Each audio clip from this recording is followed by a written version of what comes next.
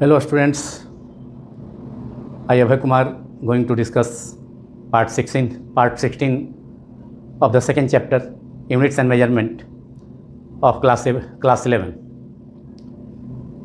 The topic to be discussed in this part are dimensional analysis and its applications. First of all, dimensional analysis. Dimensional analysis.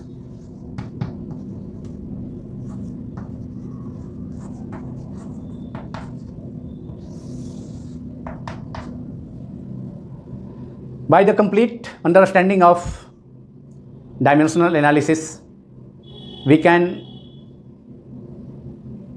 check the correctness of different physical formulae or physical equations. We can also derive the relation among different physical quantities, and we can also convert the numerical value of a physical quantity from one system of unit into another. Dimensional analysis के complete knowledge से, complete विश्लेषण से, complete understanding से, समझ से हम different physical quantities के बीच में रिलेशन निकाल सकते हैं, रिलेशन एस्टेब्लिश कर सकते हैं, स्थापित कर सकते हैं, या फिजिकल फार्मूला है, भौतिक सूत्र है, भौतिक समीकरण है, उसको वेरीफाई कर सकते हैं, जांच कर सकते हैं dimensionally whether the formulae are dimensionally correct और नॉट. इसके अलावा डायमेंशनल एनालिसिस के अंडरस्टैंडिंग से हम एक सिस्टम ऑफ यूनिट के न्यूमेरिकल वैल्यू को दूसरे सिस्टम ऑफ यूनिट में कन्वर्ट कर सकते हैं. These are called the applications of dimensional analysis. But dimensional analysis is based on the principle of homogeneity of dimensions. Dimensional analysis बीमीय समघातता सिद्धांत पर आधारित है. Why dimensional analysis is based on the principle of homogeneity of dimensions. It is based on the fact that similar quantities may be added or subtracted.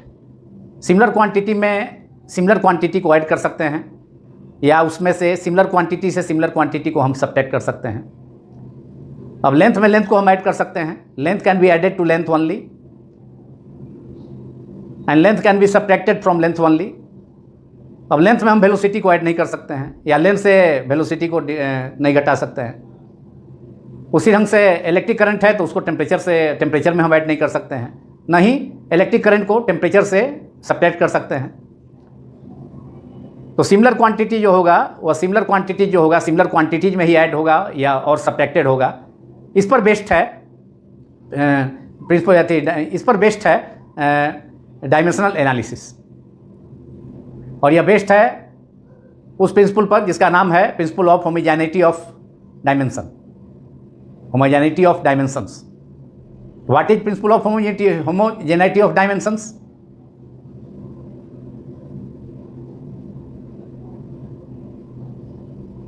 Similar powers of similar quantities in both sides of a physical equation are equal, must be equal. The powers of similar quantities, similar base quantities in both sides of a physical equation must be equal. और ऐसा क्यों है, अभी हमने बतलाया क्यों होगा. दोनों साइड में सिमिलर क्वांटिटी का पावर इक्वल होना चाहिए, और इसी को हम कहते हैं principal of homogeneity of dimensions. तो क्यों जो है किसी फिजिकल इक्वेशन के दोनों साइड्स में सेम फिजिकल क्वांटिटी और same base quantity, fundamental quantities का पावर इक्वल क्यों होना चाहिए? इसलिए होना चाहिए कि सिमिलर क्वांटिटी को हम सिमिलर क्वांटिटी में ऐड कर सकते हैं, या सिमिलर क्वांटिटी से सिमिलर क्वांटिटी को घटा सकते हैं. Therefore, in a physical equations, powers of similar quantities in LHS and RHS, that is in both sides of the equation, must be equal, or it is called principle of homogeneity of dimensions. Write down the definition of what is principle of homogeneity of dimensions. Principle of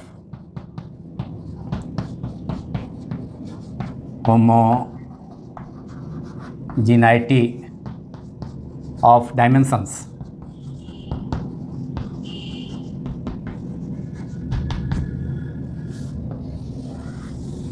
right down, जैसा कि अभी हमने बतलाया, equal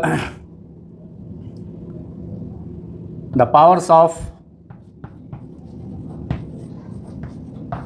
similar quantities और similar base quantities, similar quantities in both sides of a physical equation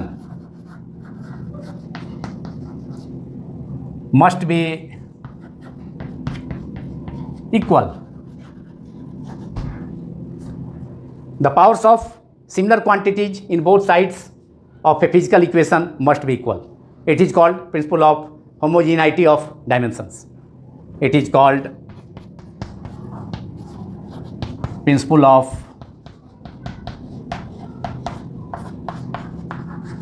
homogeneity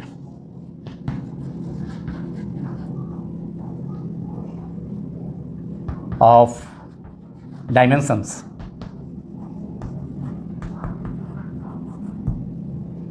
Principle of homogeneity of dimensions. मतलब किसी भौतिक समीकरण के दोनों साइड्स में, दोनों पक्षों में समान राशियों के, समान मूल राशियों के या समान राशियों के घात समान होने चाहिए, बराबर होने चाहिए, और इसी को विमीय समघातता सिद्धांत, हिंदी में इसको principal of homogeneity of dimension को विमीय समघातता सिद्धांत कहा जाता है। किसी भौतिक समीकरण के दोनों पक्षों में, दोनों साइड्स में समान राशियों के घात समान बराबर होने चाहिए, और इसे विमीय समघातता सिद्धांत कहा जाता है। तो हिंदी में भी हमने इसको बतला दिया। अब जो है analysis, applications of dimensional analysis, applications of dimensional analysis, applications of dimensional analysis, dimensional analysis.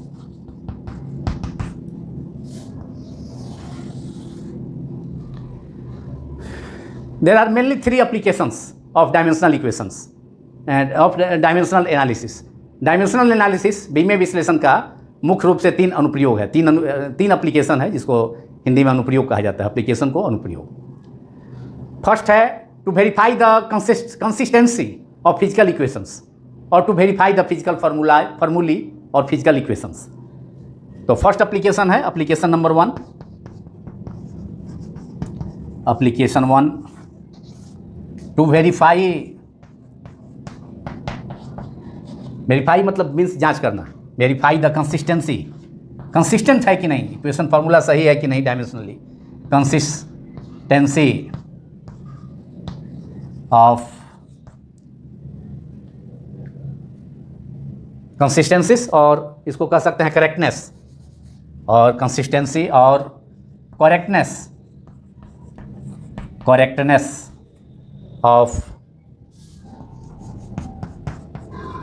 Physical equations. इसका कंसिस्टेंसी की, कंसिस्टेंट है कि नहीं, इसकी जांच करना है। ये इसकी जांच कर सकते हैं using the with the help of dimensional analysis. कैसे करेंगे? तो a physical equation whose consistency is to be verified can be expressed, its each term of each quantity involving the equation, that equation must be kept in the dimensional form. किसी भी physical equation का जिसका कि consistency उस formula का उस equation के consistency का जांच करना है, उसका कंसिस्टेंसी या उसका जांच करना है, वेरीफाई करना है, तो उसको उस पूरे इक्वेशन में जो प्रत्येक जो ईच क्वांटिटी है उसको डायमेंशनल फॉर्म में रखेंगे, मतलब उस क्वांटिटी का डायमेंशन हम जानेंगे, उसको डायमेंशनल फॉर्म में उसको रखेंगे और उसके बाद उसका डायमेंशन उसका लिख करके principal of homogeneity of dimension का यूज करके हम consistency of that physical equation, consistency और करेक्टनेस उस फिजिकल इक्वेशन का उसको हम देख सकते हैं कि डायमेंशनली करेक्ट है या नहीं। तो ऐसा हम कर सकते हैं। यहाँ भी मेथड किसका यूज होगा? By using the principle of homogeneity of dimensions. तो उसके लिए किसी इक्वेशन और फार्मूला में जो ईच टर्म है, प्रत्येक टर्म है जो उसमें इन्वॉल्व है, प्रेजेंट है, each quantity of that physical equation should be kept in the dimensional form. उसको डायमेंशनल फॉर्म में रखेंगे और उसका डायमेंशन निकाल करके डिफरेंट क्वांटिटीज के पावर को एक साथ कलेक्ट करके फिर principal of homogeneity of dimensions का यूज करके हम उसका कंसिस्टेंसी को देख सकते हैं। तो मेथड क्या है इसमें? मेथड लिख लीजिए। बाई किस मेथड से इसका करेंगे कंसिस्टेंसी का जांच? तो मेथड वही है, by using the principle of homogeneity of dimensions, principle of homogeneity of dimensions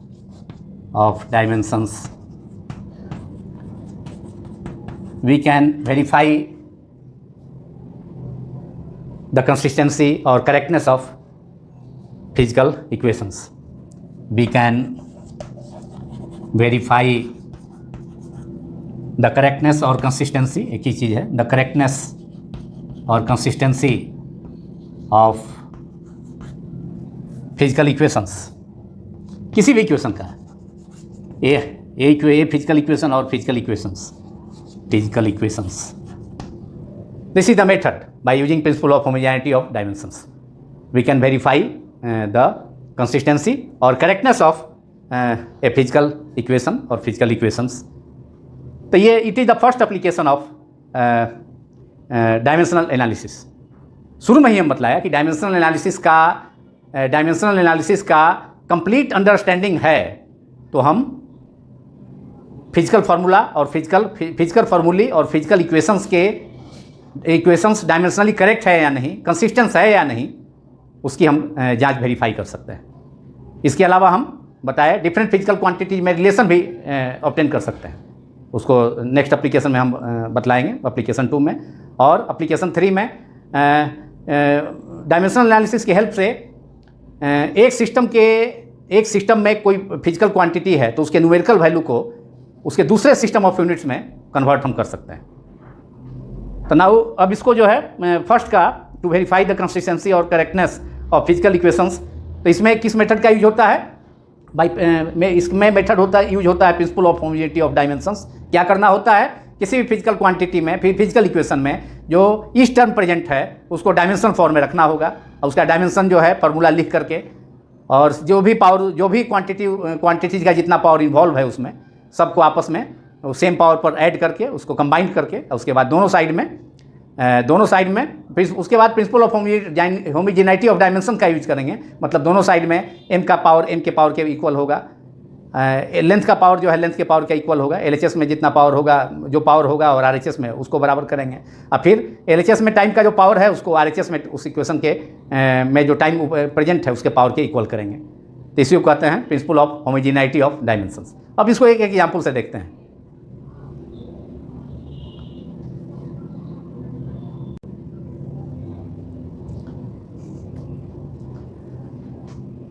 अब हम एक एग्जाम्पल से कंसिस्टेंसी किसी फिजिकल इक्वेशन का, फिजिकल फार्मूला का कंसिस्टेंट है कि नहीं, कंसिस्टेंसी की जांच करते हैं, करेक्टनेस की जांच करते हैं यूजिंग डायमेंशनल एनालिसिस। तो एग्जाम्पल है टू वेरीफाई द कंसिस्टेंसी और correctness, to verify the consistency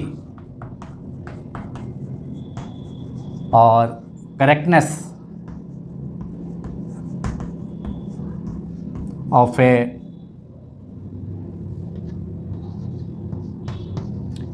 physical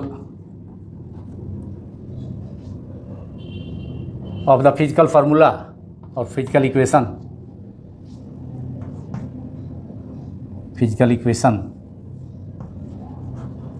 S equals to ut plus half at square using dimensional analysis.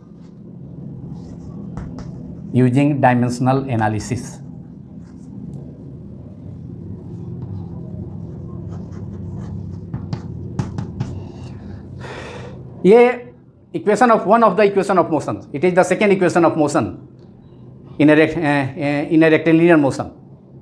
In the rectilinear motion, in a straight line motion, जब particle और body straight line motion में है, rectilinear motion में है, तो उसका एक equation है, one of the equation, second equation, S equals to ut plus half at square, where S is the distance covered by the body, u is the initial velocity, t is the time, a is the acceleration and t is again time.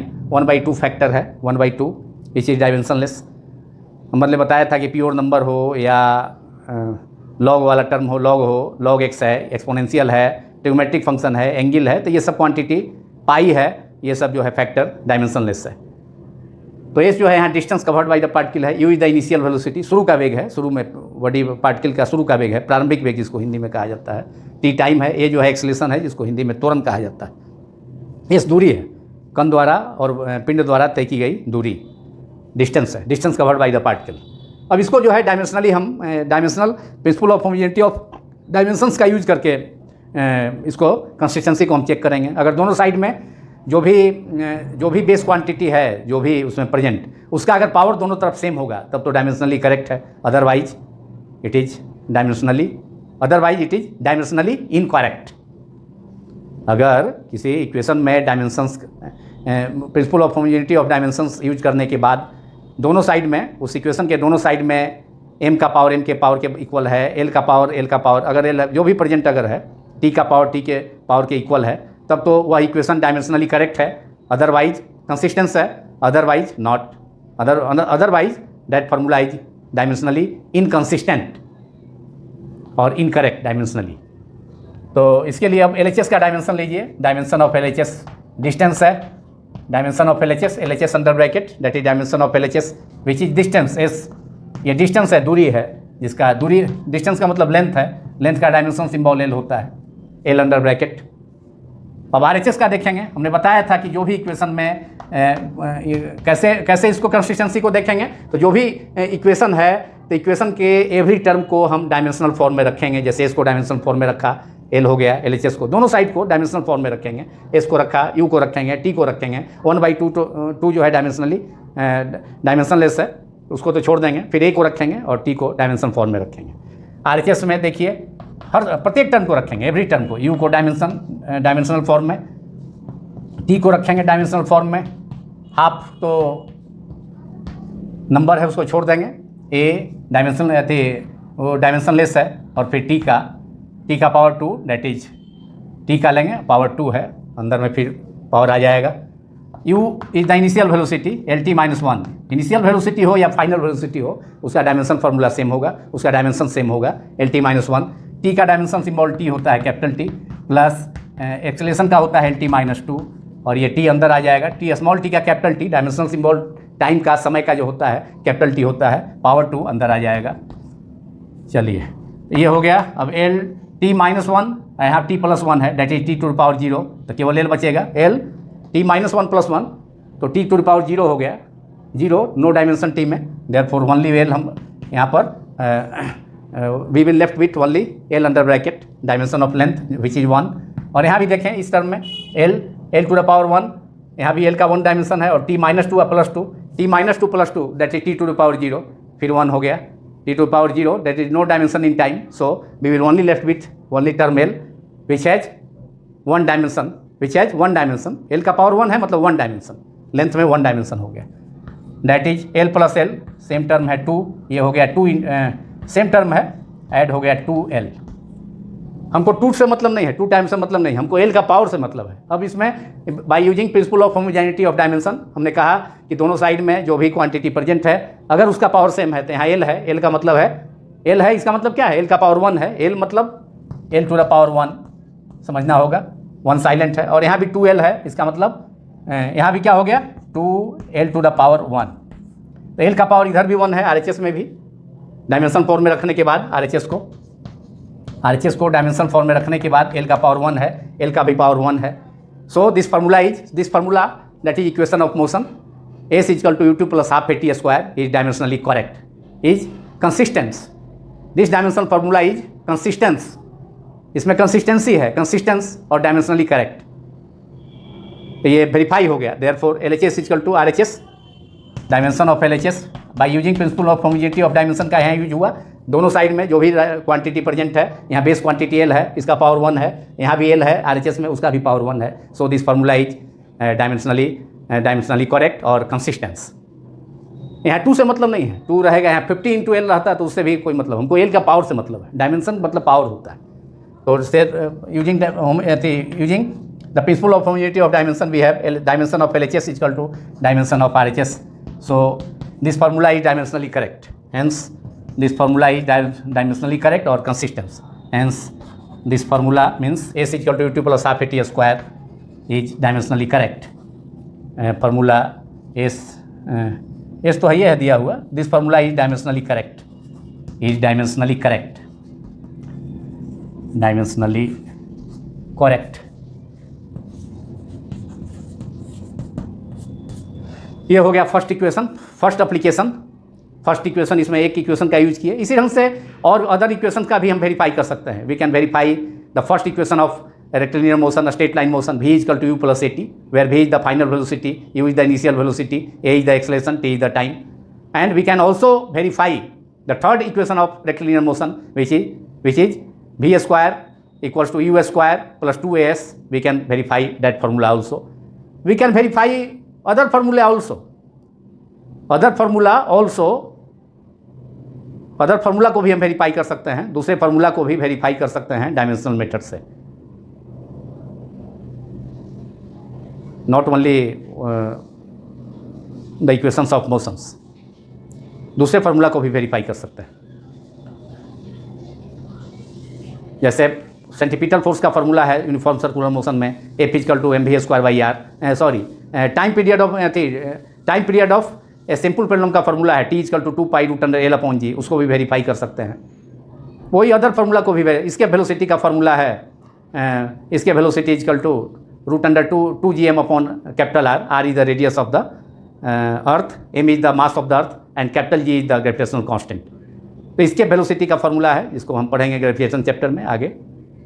तो किसी भी formula को इससे हम verify कर सकते हैं using dimensional method, using dimensional analysis, तो दैट फार्मूला इज कंसिस्टेंस और नॉट, दैट फार्मूला इज करेक्ट और नॉट। अब हम दूसरा इसका now we have to discuss its second application, that is to deduce relation between among different physical quantities.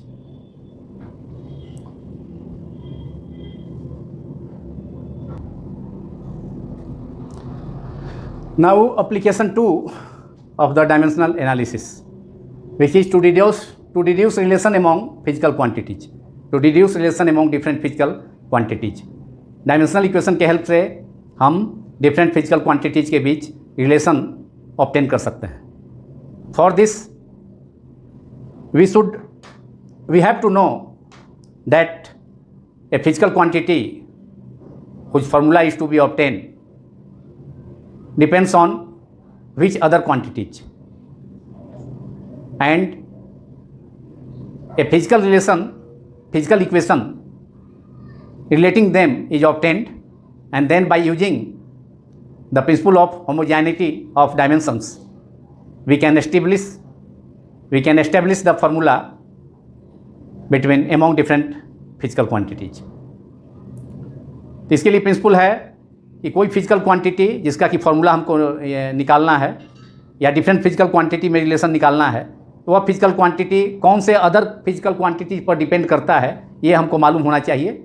और अगर मालूम है तो उससे रिलेटेड एक हम उन सभी क्वांटिटी से रिलेटेड एक इक्वेशन, एक फिजिकल इक्वेशन हम ऑब्टेन करेंगे और उस फिर principal of homogeneity of dimension का यूज कर बीमीय समघाता सिद्धांत का उपयोग कर, मतलब दोनों साइड में, उस इक्वेशन के दोनों साइड में, दोनों पक्षों में LHS और RHS में सेम क्वांटिटी, सिमिलर क्वांटिटीज़ का पावर को इक्वेट करके पावर इक्वल होगा principal of homogeneity of dimension से। किसी फिजिकल इक्वेशन के दोनों साइड में जो सिमिलर क्वांटिटी है उसका पावर जो है बराबर होगा, must be same. Powers of similar quantities in both sides of a physical equation must be same. तो डिफरेंट फिजिकल क्वांटिटीज, ये मालूम है कि कोई फिजिकल फार्मूला जिसका फार्मूला निकालना है या रिलेशन निकालना है उस फार्मूले का, उस क्वांटिटी का डिफरेंट क्वांटिटीज के साथ, तो किन अदर कौन से अदर फिजिकल क्वांटिटी पर डिपेंड करता है, तो ये हमको मालूम होना चाहिए। अगर ये मालूम है और नहीं भी मालूम है तो वी कैन गेस इट कि कोई फिजिकल क्वांटिटी कौन से क्वांटिटी पर डिपेंड कर सकता है, वी कैन गेस इट। अगर नहीं भी मालूम है तो कोई दिक्कत नहीं है, हम उसको गेस कर सकते हैं, अनुमान लगा सकते हैं कि कोई फिजिकल क्वांटिटी कौन से अदर क्वांटिटी पर डिपेंड करेगा। तो उससे रिलेटेड एक इक्वेशन ऑब्टेन कर लेंगे और फिर जो है उसको उस इक्वेशन के में जो भी टर्म है, जो भी क्वांटिटी प्रेजेंट है, उसको डायमेंशनल फॉर्म में रख करके, ला करके, फिर उसका डायमेंशनल फार्मूला लिख करके और एक इक्वेशन हमको मिल जाए, मैंने इक्वेशन करके फिर जो है इक्वेशन ऑब्टेन करके और फिर उसको उसके इस टर्म को डायमेंशनल फॉर्म में रख करके उसका डायमेंशनल फार्मूला लिख करके और तब फिर principal of homogeneity of dimension का यूज करके हम जो पावर्स है उसका MLT का उसको इक्वल कर लेंगे दोनों साइड में, और उससे हम वो फार्मूला जो है उस क्वांटिटी का, जिस क्वांटिटी का फार्मूला ऑब्टेन करना है, डिड्यूस करना है, वो फार्मूला मिल जाएगा या डिफरेंट क्वांटिटीज़ के बीच में रिलेशन भी मिल जाएगा।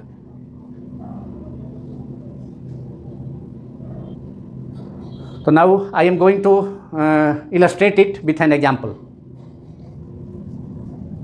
तो इसमें कौन सा हुआ फार्मूला, इसमें भी principle of homogeneity of dimension का यूज हुआ और ये जानना होगा या गेस करना होगा कि जिस क्वांटिटी का फार्मूला निकालना है और किस अदर क्वांटिटी पर डिपेंड करता है। तो इसको एग्जाम्पल से हम देखते हैं। एक to deduce the physical formula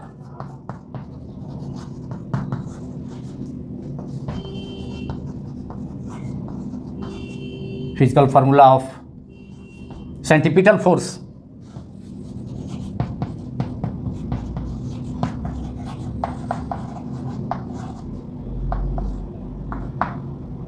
that is F equal to mv square by r in the uniform circular motion.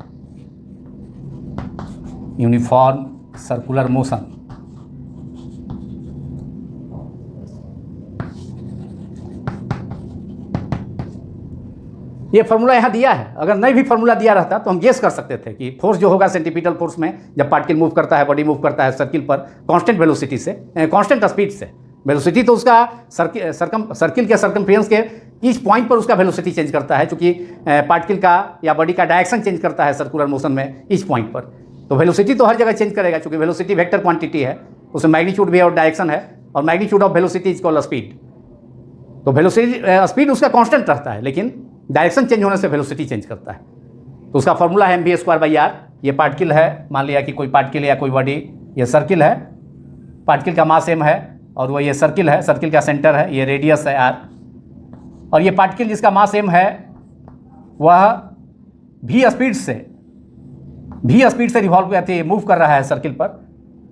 कहीं भी उसका स्पीड सेम है। देखिए जिस पार्टिकल कोई भी पॉइंट लेंगे वहाँ स्पीड उसका सेम है, v है, यहाँ भी है, यहाँ भी v है स्पीड, लेकिन every point of the circle its direction changes, so its velocity also changes, but the speed remains constant. So if a particle or body moves on a circle with constant speed, it is called uniform circular motion. कोई particle या body, कोई कण है या वस्तु है, वह किसी सर्किल r रेडियस के सर्किल पर अगर कांस्टेंट स्पीड से मूव करता है, नियत चाल से मूव करता है, तो उसकी इस गति को हम उसकी गति को जो है यूनिफॉर्म समरूप वृत्तीय गति, यूनिफॉर्म सर्कुलर मोशन उसको कहा जाता है। If A particle moves on a circle with a constant velocity, it is called uniform circular motion. और उस पार्टिकल पर जो है सेंटर की तरफ फोर्स काम करता है, क्योंकि एवरी पॉइंट पर जो है स्पीड तो सेम है लेकिन डायरेक्शन चेंज करेगा, तो डायरेक्शन चेंज होने से क्या होगा, उसका उस पार्टिकल वेलोसिटी चेंज होगा। स्पीड कांस्टेंट होगा लेकिन वेलोसिटी चेंज होगा, तो उससे पार्टिकल में एक्सेलरेशन प्रोड्यूस होगा, और एक्सेलरेशन का डायरेक्शन सेंटर की तरफ होता है, जिसको सेंटीपिटल एक्सेलरेशन कहते हैं। तो वो जो फोर्स काम करेगा, और Newton second law of motion से आप जानते हैं कि किसी पार्टिकल में बिना फोर्स के एक्सेलरेशन प्रोड्यूस नहीं हो सकता है, and direction of force will be along the direction of acceleration according to Newton second law of motion. So acceleration is directly proportional to the force and inversely proportional to the mass according to Newton second law of motion. तो ये force जो act करेगा इस particle पर जिसका मास m है या body पर, वो सेंटर की तरफ काम करेगा, सेंटर के लॉन्ग काम करेगा, and that force is called, that force acting inward towards the centre along the radial direction, along the radius is called centripetal force। तो इसको अब डिड्यूस करना है डायमेंशनल एनालिसिस से, तो इसमें हम कर सकते हैं अब कि फोर्स कैन, अब यहाँ तो फार्मूला दिया है, तो यहाँ तो स्पष्ट है कि 3 क्वांटिटी पर डिपेंड कर रहा है। अगर फार्मूला आपको नहीं भी मालूम होता तो आप गेस कर सकते हैं कि force may be depend on mass, may depend on velocity, may depend on radius of the circle. तो now I am going to deduce this formula. तो force, centripetal force acting on a body, centripetal force किधर काम करता है, centre की तरफ, acting on a body of mass, but acting on a body may depend in the uniform circular motion, in the uniform circular motion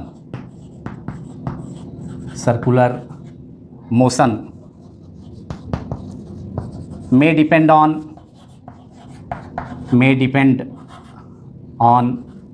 depend कर सकता है, we are गेसिंग हेयर, ये मानते हुए कि फार्मूला हमको मालूम नहीं है। डिपेंड ऑन नंबर 1 किस पर, मास पर कर सकता है, बॉडी है, पार्टिकल है तो कुछ मास होगा, मास m। नंबर 2 स्पीड भी, या पार्टिकल है तो मोशन होगा, तो 3 ही चीज़ पर डिपेंड कर सकता है ज़्यादा, और रेडियस है, मास है, स्पीड है और रेडियस, इसके ज़्यादा चौथा चीज़ तो प्रेजेंट है नहीं। एंड तीसरा and third radius of the circle small r, that is f varies as m to the power a, f varies as speed to the power b, v to the power v, and f varies as r to the power c। मान लें यहाँ suppose किया हमने कि मास का dimension a है, speed का dimension b है, स्पीड का और रेडियस का जो डायमेंशन है, रेडियस का पावर है c है, where a b and c are arbitrary powers. यहाँ पर स्मॉल p और स्मॉल q और स्मॉल x भी मान सकते थे, small p q r p, यहाँ पर जो है small p small q small r भी मान सकते थे, या x m to the power x स्मॉल x और capital X v to the power y r to the power z मान सकते थे। f जो है तीनों पर अलग अलग यहाँ डिपेंड कर रहा है। तो f जो है कंबाइनिंग ऑल, यहाँ पर जो है combining all, we have combining all, we have f varies as m to the power a, v to the power b, r to the power c। Therefore f is equal to some proportionality constant देके इसको equal करते हैं कि ये constant of proportionality m to the power a, v to the power b, r to the power c। This is equation 1। तो centripetal force f से related हमको equation मिल गया। हमने कहा था कि जिस क्वांटिटी का फार्मूला हमको डिड्यूस करना है तो वह क्वांटिटी जो अदर फैक्टर्स है, अदर जो टर्म है, क्वांटिटीज है, उस पर डिपेंड करता है, वह मालूम होना चाहिए। इसको हमने गेस किया कि फोर्स जो है मास पर, स्पीड पर और रेडियस पर डिपेंड कर सकता है। तो उससे संबंधित जो है फोर्स का अदर क्वांटिटीज से एक रिलेशन इक्वेशन मिल गया। तो एक काम हो गया, रिलेशन तो मिल गया। अब यहाँ using the principle of homogeneity of dimension का यूज करके हम जो है एफ के लिए, सेंटीपिटल फोर्स के लिए फार्मूला mv²/r ऑब्टेन कर सकते हैं। इसके लिए क्या करना होगा कि इस इक्वेशन के दोनों साइड्स में जो भी क्वांटिटी प्रेजेंट है, एफ है, एम है, वी है, आर है, उस सबका डायमेंशन फॉर्म में रखना होगा, सबका डायमेंशन फार्मूला लिखना होगा। तब जो पावर्स है सबको कलेक्ट करना होगा एक जगह, और दोनों साइड में एम, एल और टी के पावर को बराबर करना होगा, इक्वल करना होगा। तब ए बी सी का वैल्यू मिल जाएगा, पावर का वैल्यू मिल जाएगा। अब फिर इसी इक्वेशन में हम रख देंगे उसका वैल्यू, तो हमको फार्मूला मिल जाएगा। और एसआई यूनिट में कांस्टेंट ऑफ प्रोपोर्शनलिटी के का value 1, K is the constant of proportionality. Proportional sign को हटा करके इसको इक्वल किए हैं, इक्वेशन के रूप में फॉर्म में इसको रिप्रेजेंट किए हैं, तो यहाँ पर के दिया जाता है, के is a constant of proportionality in SI unit, इस वैल्यू इज 1। तब इसको हम डायमेंशन फॉर्म में रखते हैं दोनों साइड में, जिससे कि principal of homogeneity of dimensions का यूज किया जा सके।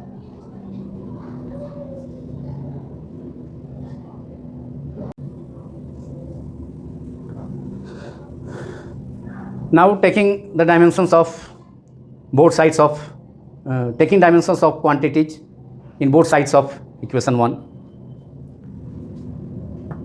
taking dimensions of both sides of equation 1, we have equation तो एफ से रिलेटेड हमको मिल गया, अब इसको डायमेंशन फॉर्म में रखना होगा। इस क्वांटिटी का जो है, जो जिसका डायमेंशन हो सकता है एफ अंडर ब्रैकेट, एफ को डायमेंशन, फोर्स को जो है डायमेंशन फॉर्म में, कांस्टेंट का तो होगा नहीं, प्रोपोर्शनलिटी कांस्टेंट छोड़ देंगे उसको, एम का पावर ए बाहर, मास का, और फिर वेलोसिटी को रखेंगे, स्पीड को पावर बी, और फिर रेडियस है R to the power C, और एफ हो गया M L T minus 2 M to the power ए,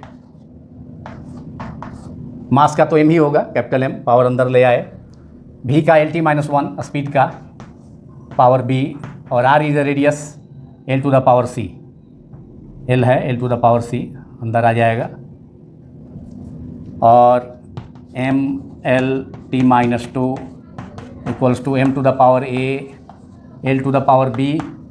अब इस एल को L to the power B अंदर आ जाएगा, power L to the power B, और T to the power minus 1 into B, that is T to the power minus B, और इधर L to the power C है, इसको भी इस ब्रैकेट में ले आएंगे एल के साथ, L to the power B multiplied by L to the power C, तो पावर ऐड हो जाएगा L B plus C, and then only T, only left the term, only left the quantity only left is T, T to the power minus 1 into B, that is minus B.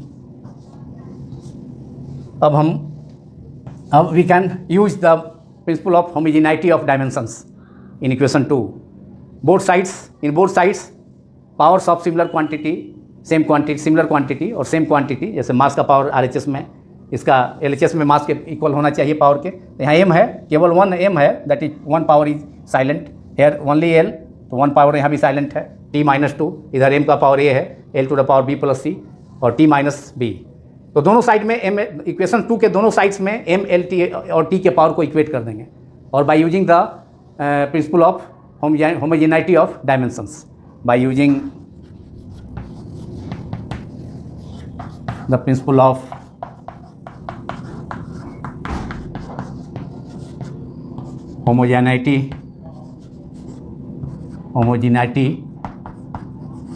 Homogeneity of dimensions, या इसको हम लिख सकते हैं equating powers of m, mass m, length l and t in both sides of equation 1, bracket में लिख देता हूं, और equating the powers of m, l and t in both sides of equation 1, equation 2, both sides of equation 2 we get, अब देखिए homogeneity of dimension से m का power RHS में, LHS में m के इक्वल होगा पावर के, तो ये m का पावर a है, LHS में 1 है, a इक्वल टू 1, इक्वेशन 3 हो गया। अब l का पावर RHS में b प्लस c है, तो b प्लस c, और LHS में l का पावर 1 है, ये भी हो गया इक्वल। अब फिर जो है केवल टर्म t बचा, इधर पावर माइनस b है, और LHS में माइनस 2 है, तो that is minus B equal to minus 2, equation number 5। a का वैल्यू मिल गया 1, b का यहाँ से मिल जाएगा b equal to 2, therefore equation 5 से minus minus cancel out, b equal to 2। अब b का वैल्यू इसमें पुट कर देंगे 4 में, तो c का वैल्यू मिल जाएगा, putting b equals to 2 in equation 4 we get b हो गया 2 plus 1 plus c equal to 1, therefore c equal to 1 minus 2, that is c equal to minus 1। अब इस सब का वैल्यू 1 यहाँ रखे हुए हैं, यहाँ इक्वेशन 1 हमने लिखा है, यही इक्वेशन में पुट कर दीजिए। m का वैल्यू a का वैल्यू 1, b का वैल्यू 2 और c का वैल्यू -1 इसमें पुट कर देते हैं।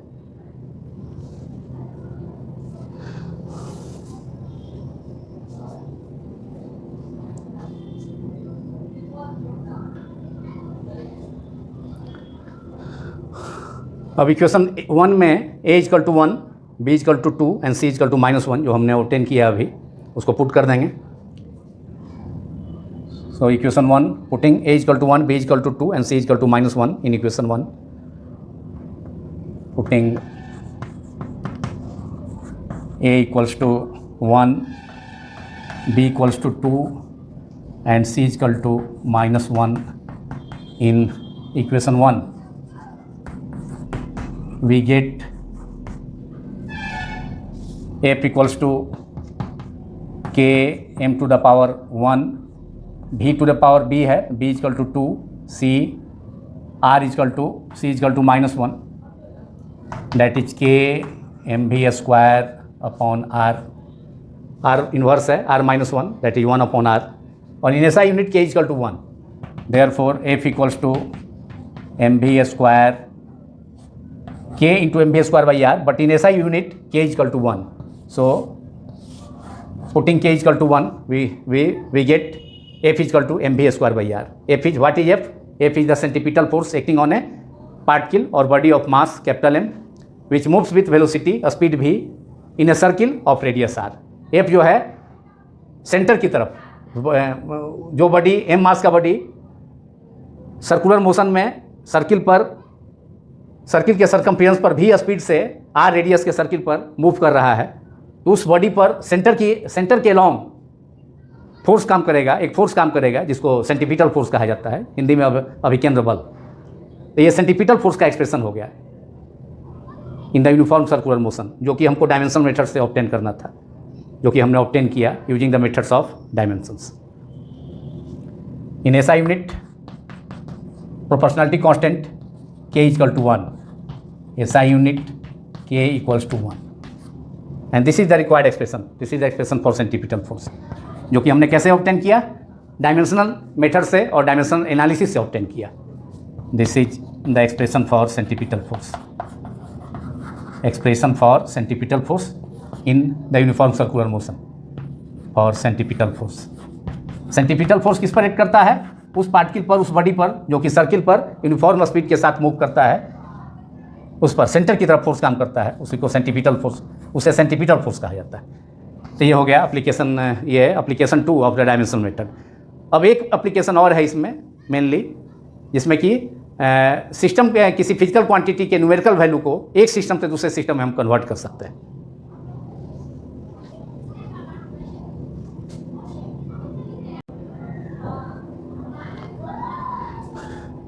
Now the final application number 3, which is conversion of numerical value of a physical quantity from one system of unit into another system of units.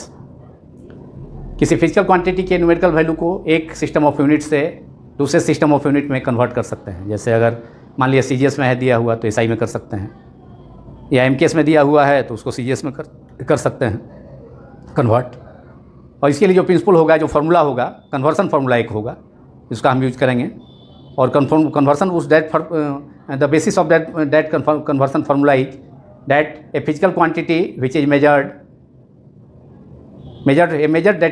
Physical quantity can be expressed as the product of its numerical value and the size of units, and the product of its numerical value and size of units and the size of unit remains constant in any system of units. तो इसी जो है इसी principal का use करेंगे हम एक system से दूसरे सिस्टम ऑफ यूनिट में किसी फिजिकल क्वांटिटी के न्यूमेरिकल वैल्यू को कन्वर्ट करने के लिए एक कन्वर्सन फार्मूला आएगा इससे। तो write down A measured physical quantity, a measured physical quantity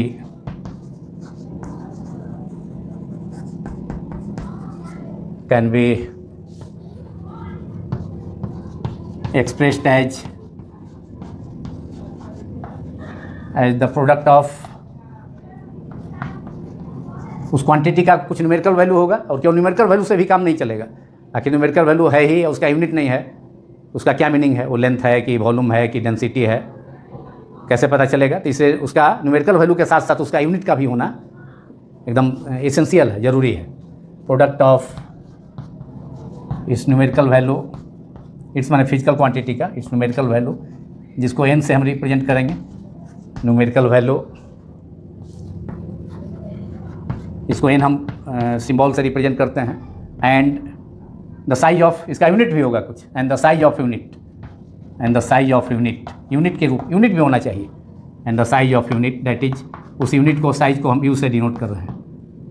इसके प्रोडक्ट के रूप में जो है एक्सप्रेस करते हैं। फिजिकल क्वांटिटी को रिप्रेजेंट करने का तरीका है कि न्यूमेरिकल वैल्यू भी होना चाहिए और उसका यूनिट का साइज, यूनिट भी होना चाहिए, मतलब यूनिट का साइज भी होना चाहिए, और दोनों के प्रोडक्ट के रूप में किसी क्वांटिटी को एक्सप्रेस करेंगे, और वो जो है कांस्टेंट होगा, and this product remains constant in any system of unit, that is a physical quantity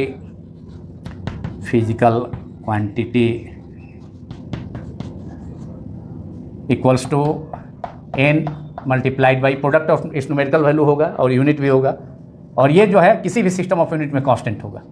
it remains constant in any system of units, ये जो है किसी भी सिस्टम ऑफ यूनिट में कांस्टेंट होगा।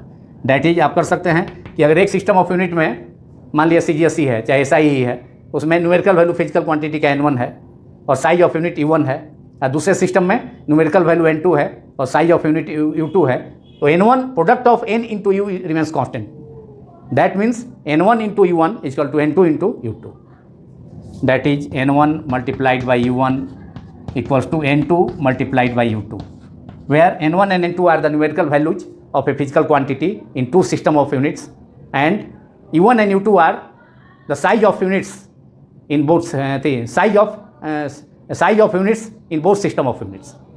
यूनिट का साइज है फर्स्ट सिस्टम में, जो गिवन सिस्टम है उसमें U1 है, और जिसमें निकालना है न्यूमेरिकल वैल्यू N2 उसमें U2 है, उसका साइज यूनिट का।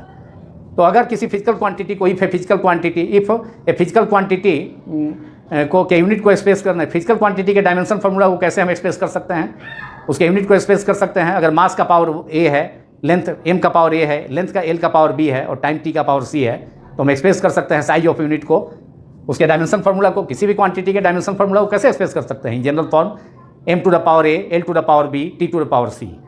तो उसी ढंग से एक यूनिट, एक सिस्टम ऑफ यूनिट में मास क्वांटिटी का जो है, मास जो है उस क्वांटिटी का जिसको एक्सप्रेस कर रहे हैं m1 है, लेंथ उसका L1 है और टाइम T1 है, और पावर जो है मास का A है, m1 to the power A, length का B है तो L1 पावर B हो जाएगा, and T1 to the power C।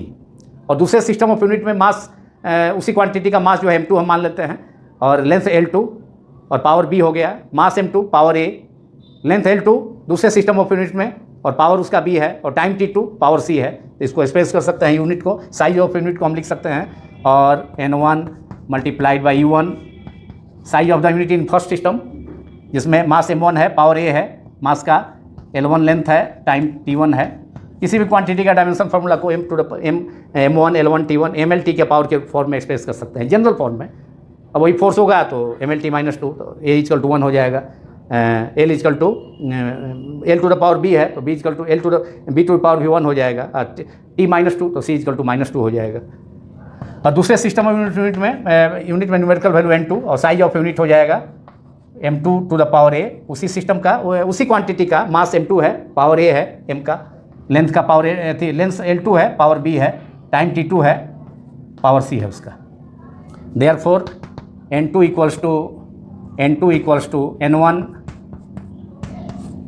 अब इसे डिवाइड कर दीजिए दोनों साइड में, M2 power A L2 power B T2 minus C से, इधर तो 1 हो जाएगा और इधर N1 multiplied by M1 upon M2 to the power A L1 by L2 to the power B T1 into T1 upon T2, इसे divide कर रहे हैं, M to the power A L2 to the power B T2 the power C से दोनों side में divide कर रहे हैं। तो इधर तो 1 हो गया कैंसिल होकर के, और इधर M1 by M2 whole power A, L1 by L2 whole power B, T1 by T2 whole power C, T1 by T2 whole power C हो गया। दिस इज, इस केस के लिए इक्वेशन 1 हमारा हो गया, इस केस के लिए this is the conversion formula. और इसमें अगर जो है M1 M2 L1 ये सब का मास जो है रख करके N1 भी मालूम होगा, तो दूसरे सिस्टम ऑफ यूनिट में न्यूमेरिकल वैल्यू N1 अगर एक सिस्टम में दिया हुआ है तो दूसरे में आप ऑब्टेन कर सकते हैं, ये M1 M2 L1 L2 T1 T2 use करके। तो it is the required conversion formula, इसी की हेल्प से हम निकालेंगे। It is the conversion formula to convert numerical value of a physical quantity from one system to another. It is the conversion formula. किसी भी case में, किसी भी सिचुएशन में कोई भी क्वांटिटी हो, इस फार्मूला का हम यूज करेंगे। केवल डायमेंशन फार्मूला में उसका पावर A B C में चेंज होगा। ये जनरल है किसी का।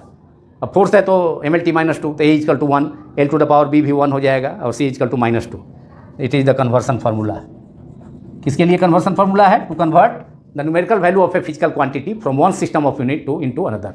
एक सिस्टम ऑफ यूनिट से किसी फिजिकल क्वांटिटी के न्यूमेरिकल वैल्यू को दूसरे सिस्टम ऑफ यूनिट में कन्वर्ट करने के लिए कन्वर्सन फार्मूला। अब इसका यूज हम करते हुए एक क्वांटिटी, एक इस पर एग्जाम्पल लेते हैं, एग्जाम्पल देखते हैं एक कि कन्वर्ट करना है टू कन्वर्ट 1 जूल इंटू अर्ग। ऐसा यूनिट जो है वर्क का पावर जूल है तो उसको अर्ग में कन्वर्ट करना है। तो उसी एग्जाम्पल को हम देखते हैं।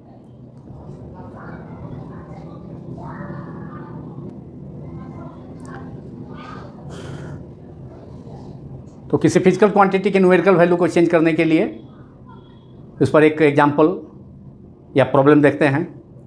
To convert 1 joule equal to 10⁻⁷ erg on the basis of dimensional analysis. 1 joule is the SI unit of work और erg is the CGS unit of work. तो जूल को अर्ग में कन्वर्ट करना है, 1 जूल इक्वल टू 10⁻⁷ अर्ग, लेकिन dimension formula का use करते हुए, डायमेंशन एनालिसिस का यूज करते हुए। तो इसमें इसको हम सॉल्व करते हैं। सॉल्यूशन, सबसे पहले डायमेंशन वर्क है, क्वांटिटी वर्क है उसका, वो तो पता चल रहा है। यहाँ भी हम वर्क को एक्सप्रेस किए हैं तो उसमें न्यूमेरिकल वैल्यू है, N1 इक्वल टू 1 है, जूल उसका यूनिट है। तो बिना न्यूमेरिकल वैल्यू और यूनिट के प्रोडक्ट के रूप में किसी क्वांटिटी को एक्सप्रेस नहीं किया जा सकता है, मीनिंगलेस हो जाएगा। 1 भी रहेगा तो क्या 1 कौन सा चीज़, 1 न्यूटन, 1 जूल, 1, तो मीनिंगलेस हो जाएगा। इसलिए किसी भी फिजिकल क्वांटिटी को एक्सप्रेस करने के लिए उसमें न्यूमेरिकल वैल्यू, जहाँ जो कि यहाँ 1 है, यूनिट भी है उसका, जूल है। तो डायमेंशनल फार्मूला ऑफ वर्क, सबसे पहले डायमेंशन फार्मूला, क्योंकि डायमेंशनल मेथड से हमको इसको इसे कन्वर्ट करना है। N1 1 दिया हुआ है, उसको N2 का वैल्यू 10⁻⁷ हमको ऑब्टेन करना है, जो कि CGS में होगा। Dimensional formula of work equals to ML to the power 2, हमने बताया है पहले भी शुरू में ही, T2-2। अब किसी भी डायमेंशन फार्मूला, किसी भी क्वांटिटी का इन जनरल हम डायमेंशन फार्मूला को एक्सप्रेस कैसे कर सकते हैं? M to the power A, L to the power B, T to the power C। ये under bracket, this is the dimensional formula of any physical quantity in general form. जब उसका हमको power मालूम नहीं है, कोई क्वांटिटी हो सकता है। M to the power A under bracket M to the power A, L to the power B, T to the power C। It is the dimension formula of any physical quantity in general. सामान्य रूप से किसी भी physical quantity का ये dimension formula है, M to the power A, L to the power B, T to the power C। इससे आप उसको कंपेयर कर दें, यहाँ M का पावर A है तो वहाँ पर M है, केवल M का पावर 1 है। Therefore A equal to 1, B equal to, देखिए L to the power B है जनरल फार्मूला में, वहाँ L की जगह जो है पार्टिकुलर वर्क है तो L टू द पावर 2 है, तो B इक्वल टू 2 हो गया। अब यहाँ T to the power C है इन जनरल, और वहाँ वर्क है तो वर्क में पावर T का डायमेंशन -2 है, तो C इक्वल टू -2। अब N1 का वैल्यू दिया हुआ है हमको, N1 जो है गिवन कितना, 1 है, 1 है न्यूमेरिकल वैल्यू, यूनिट तो जूल है। N1 इज गिवन है पहला, जो कि SI यूनिट में दिया हुआ है, हमको CGS में कन्वर्ट करना है। N1 1 है और जूल तो उसका यूनिट है, बगल में हम लिख देते हैं, लेकिन मेन तो 1 ही है न्यूमेरिकल वैल्यू। जूल उसका यूनिट है, क्योंकि फिजिकल क्वांटिटी एक्सप्रेस करेंगे तो न्यूमेरिकल वैल्यू और यूनिट भी होना चाहिए। तो न्यूमेरिकल वैल्यू 1 हो गया, यूनिट उसका जूल है, जो कि बता रहा है SI यूनिट में। हमको कन्वर्ट करना है किसमें, CGS यूनिट में। कन्वर्सन फार्मूला का यूज कर दीजिए। कन्वर्सन फार्मूला अभी हमने निकाला था। The conversion formula is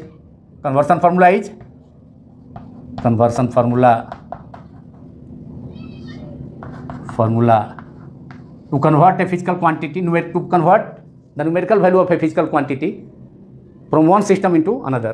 conversion formula is N2 equals to N1 multiplied by M1 upon M2 था, पावर A, यहाँ A का पावर मालूम है 1, डायमेंशन फार्मूला सही क्लियर है। L1 by L2 to the power 2 है, और T1 बाई T2 आसानी से आपको निकल जाएगा। इस पर कन्वर्सन फॉर्मूला याद रखेंगे सीधे n1 m1/m2 to the power a, l1/l2 to the power b, t1/t2 to the power c। लेकिन यहाँ a b c का वैल्यू हमको मालूम है, वो तो किसी जनरल क्वांटिटी का था कन्वर्सन फार्मूला।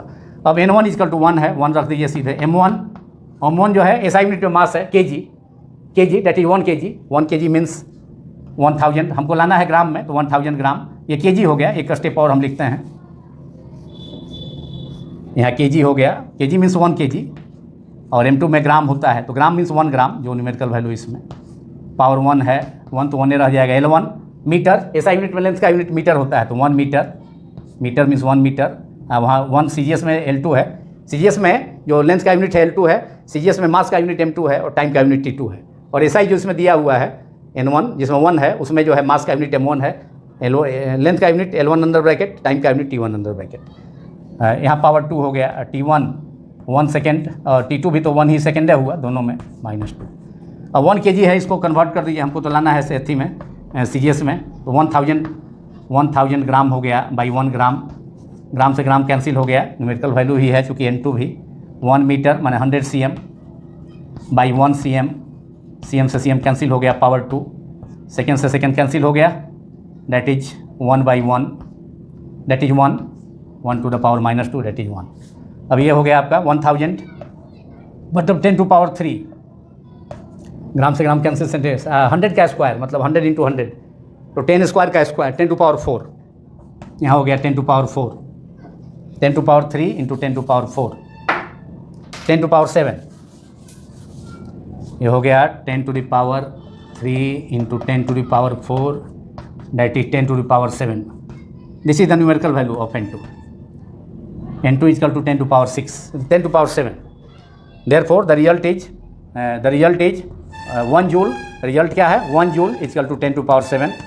n1 1 है, यूनिट जूल है SI यूनिट में, CGS यूनिट में उसका पावर 10 to power 7 हो गया n2, और यूनिट है अर्ग हो गया, तो 1 joule is equal to 10 to power 7 अर्ग। रिजल्ट हमको आ गया यहाँ पर, यहीं आ गया है, इसको यहाँ लिख दिए, तो ये कन्वर्ट हो गया। 1 जूल जो है, 1 जूल का वैल्यू 10 to power 7 अर्ग SI से CGS में। इसी ढंग से और भी एग्जाम्पल हो सकता है। ये 1 न्यूटन है, फोर्स का यूनिट SI यूनिट में, उसका वैल्यू 10 टू पावर 5 डाइन, उसको भी कन्वर्ट कर सकते हैं। 100 वाट का बल्ब है, उसके पावर को भी हम CGS में कन्वर्ट कर सकते हैं।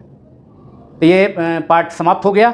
ये part 16 second chapter units of measurement का समाप्त होता है, और ये लास्ट पार्ट था जहाँ तक थ्योरेटिकल कॉन्सेप्ट का सवाल है। अब अगले पार्ट में, केवल एक पार्ट में, अगले पार्ट 1 या 2 पार्ट में, कम से कम 1 पार्ट होगा, अधिक से अधिक 2 पार्ट, तो उसमें हम प्रॉब्लम्स देखेंगे डायमेंशनल एनालिसिस पर। एक पार्ट में हमने प्रॉब्लम देखा था डायमेंशंस पर। अब dimensional applications of dimensional equation analysis पर भी हम प्रॉब्लम देखेंगे। कुछ प्रॉब्लम NCERT टेक्स्ट बुक में है, कुछ कॉन्सेप्ट्स ऑफ फिजिक्स में भी है, कुछ और भी है अदर साइट्स बुक में, तो देखते हैं। ये कम से कम 1 पार्ट में होता है या 2 पार्ट में, लेकिन चैप्टर ही समाप्त हो गया। चैप्टर का जो भी टॉपिक था हमने एक पार्ट 16 पार्ट में, जिसमें कि 13 पार्ट आपका थ्योरेटिकल है, 2 पार्ट जो है शुरू में किया था, संभवतः 6 और 7 था, NCERT टेक्स्ट प्रॉब्लम था, और एक प्रॉब्लम बीच में किया जो IIT और ये मेडिकल जो है नीट स्पेशल था, उसमें उस टाइप का ही क्वेश्चन था, माने कुछ आया हुआ क्वेश्चन और कुछ पूछे जाने वाला क्वेश्चन उसमें था, तो वो था 3 पार्ट में, और 1 और 2 पार्ट और भी होगा मेरे समझ से। तो 16 में 3 पार्ट्स जो है केवल प्रॉब्लम था, और बाकी 13 पार्ट में जो भी इसका थ्योरेटिकल पार्ट था, डेरिवेशन था, वो सारा था। तो हमने एक टॉपिक करके इसका समाप्त कर दिया। अब आशा है कि आप लोग बढ़िया से इसको पढ़ें। अब केवल इसका प्रॉब्लम होगा डायमेंशनल, जैसा कि हमने बताया, डायमेंशनल एनालिसिस पर बेस्ड। कुछ एरर्स पर भी हो सकता है उसमें, जो छूट गया हो हिसाब, उसमें पहला 2 पार्ट में 5 और 6 में नहीं किए होंगे, तो 2 पार्ट इसमें मैं करूँगा अभी प्रॉब्लम। कुछ प्रॉब्लम जो है NCERT टेक्स्ट बुक से, कुछ SC वर्मा से, कॉन्सेप्ट ऑफ फिजिक्स से, कुछ और भी अदर प्रॉब्लम्स भी। तो ये इसी के साथ जो है, माने अगर ये पार्ट आपको अच्छा लगा हो, या जो आप पार्ट बराबर देख रहे हैं, व्यूअर जो भी सब्सक्राइबर हैं, जो भी स्टूडेंट्स हैं, तो आप लोग सब्सक्राइब करें, लाइक भी करें, दूसरे से शेयर भी करें, दूसरे को भी बताएं। तो अधिक से अधिक संख्या में सब्सक्राइब करेंगे, लाइक करेंगे, तो मेरा भी उत्साह और इनकरेज होगा, बढ़ेगा। और इसमें करना क्या है, इसमें कोई खास समय लगने वाली तो बात है नहीं। स्क्रीन टच मोबाइल है, केवल जहाँ लिखा हुआ है सब्सक्राइब का, जहाँ है उसको खाली टच कर देना है, 1 सेकंड का काम है, उसको टच केवल करना है। तो टच करने में आप लोग संकोच मत करें, अगर आपको पार्ट अच्छा लगता है। मेरा तो प्रयास है कि अधिक से अधिक जो है कंसेप्चुअल ढंग से, कंप्रिहेंसिव ढंग से, और एक एक टॉपिक करके पढ़ाया जाए। कोई भी टॉपिक मैंने छोड़ा नहीं है। तो थैंक यू वेरी मच। अगले पार्ट में मिलेंगे प्रॉब्लम्स में। चैप्टर समाप्त हुआ।